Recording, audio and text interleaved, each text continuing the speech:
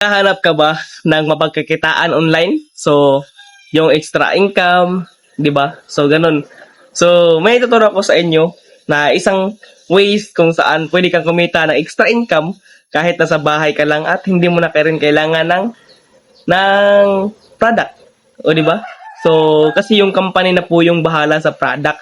Yung gawin mo lang ay ibenta lang tong product na to. Kumbaga, ito siya yung tinatawag na drop shipping. Pero, yun nga, sinabi ko sa inyo na hindi mo na kailangan ng product. Product nito ay digital drop shipping. So, digital product po yun.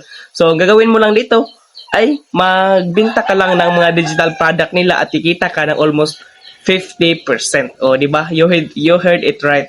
50% po yung pwede natin kitain. So, half sa company at saka half rin po sa ating mga seller. So, katulad dito, ayan, kumita na rin ako dito ng ganyan kalaking pera. So, di ba? So, in just 1 day or 3 days lang po yan. New age of dropshipping. Hindi na siya physical goods, kundi digital product na rin po yung ating pwedeng ibenta. O, di ba? So, ganyan. Almost 50% po yung ways po dito na kitaan. So, half po yun. Okay? Kung ikaw, isa kang content creator or content designer, kung saan gusto mong magbenta lang kung ayaw mong mag-content or ayaw mong mag-design. So, dito ay bagay to sa'yo. Pwede mo itong i-visit, ayan, so jimsky.com para ma-explore mo yung mga products nila at kung paano sila magbenta. Okay?